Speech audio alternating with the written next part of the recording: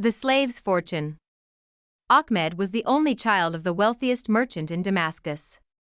His father devoted his days to doing everything possible to anticipate his wishes. The boy returned his father's love with interest, and the two lived together in the utmost happiness. They were seldom apart, the father curtailing his business journeys so that he could hastily return to Damascus, and finally restricting his affairs to those which he could perform in his own home.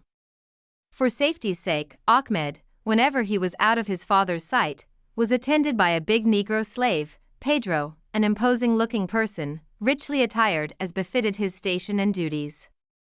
Pedro was a faithful servant, and he and Ahmed were the firmest friends. When Ahmed grew up to be a youth, his father decided to send him to Jerusalem to be educated. He did so reluctantly, knowing, however, that it was the wisest course to adopt. Gently he broke the news to Ahmed, for he knew the latter would dislike to leave home. Ahmed was truly sorry to have to be parted from his father, but he kept back his tears and said bravely, "It is thy wish, father, therefore I question it not. I know that thou desirest only my welfare." "Well spoken, my son," said his father. "May I take Pedro with me?" asked Ahmed. "Nay, that would not be seemly," answered his father, gently. "It would make thee appear anxious to display thy wealth. Such ostentation will induce people to regard thee and thy father as foolish persons, possessed of more wealth than is good for the exercise of wisdom. Also, my son, thy future teaching must be not confined to the learning that wise men can impart unto thee. Thou art going to the great city to learn the ways of the world, to train thyself in self-reliance, and to prepare thyself for all the duties of manhood." The youth was somewhat disappointed to hear this.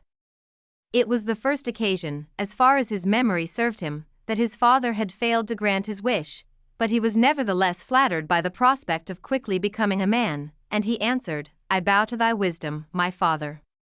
He left for Jerusalem, after bidding the merchant an affectionate farewell, and in the holy city he applied himself diligently to his studies.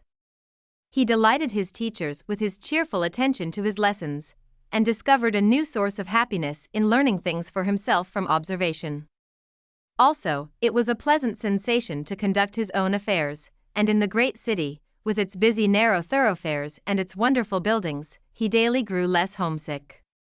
Regularly he received letters by messengers from his father, and dutifully he returned, by the same means, long epistles, setting out all the big and little things that made up his life.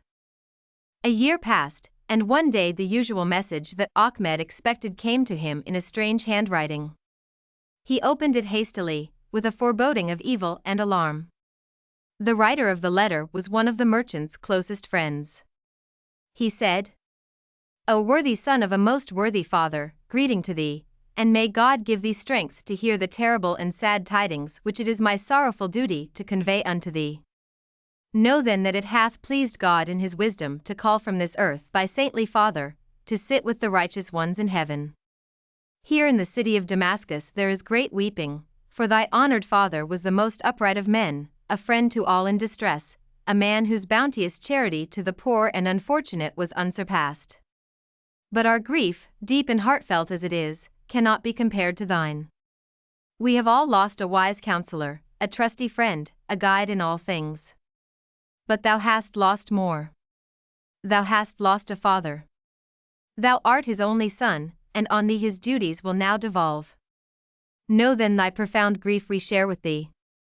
We tender to thee our sincere sympathy, and eagerly do we await thy coming. Thou hast a noble position to occupy and a tradition to continue. We, thy father's friends and thine, O Ahmed, will assist thee." The young man was dumbfounded when he gathered the purport of the letter. For some moments he spoke not, but sat on the ground, weeping silently.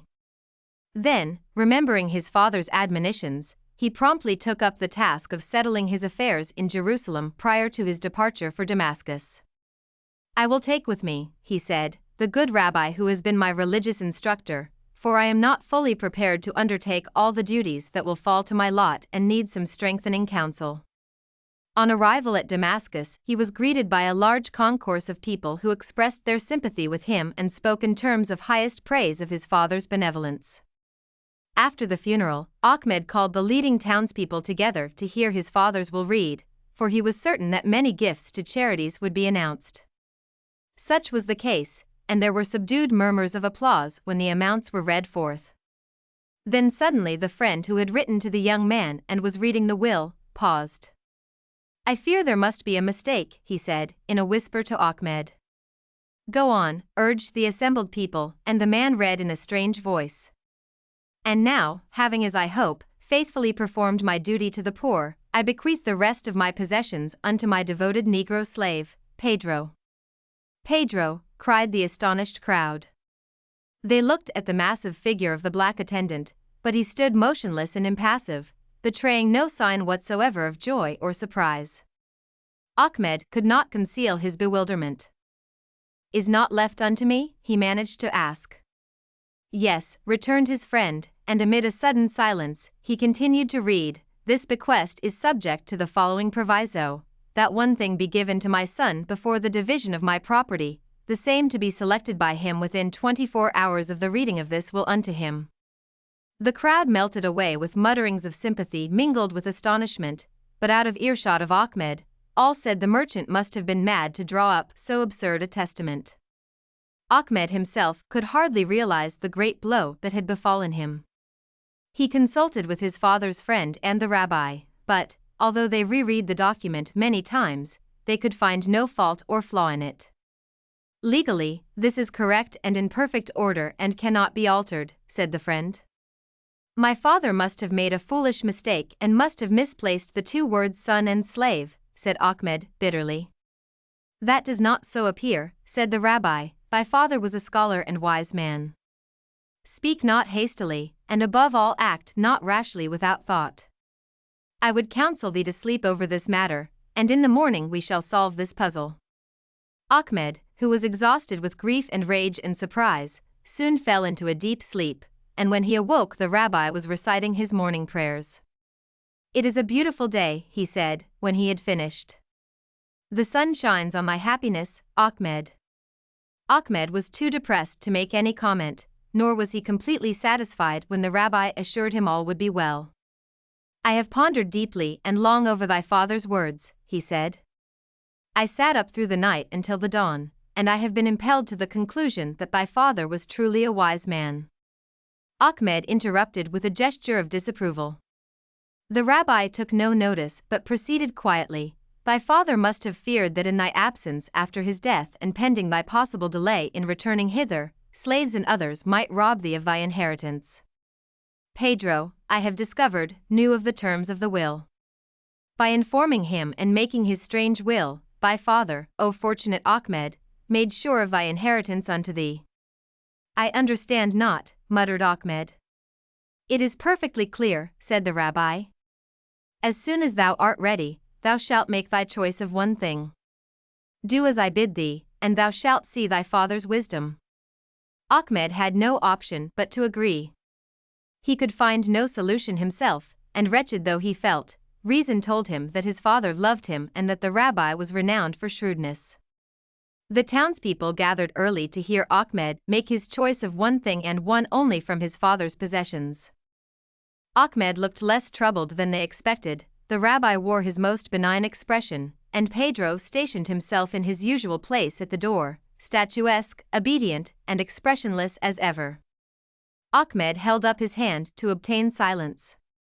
"Acting under the terms of my father's will," he said, solemnly, "at this moment when all, before division, belongs to his estate, I choose but one of my father's possessions, Pedro, the black slave."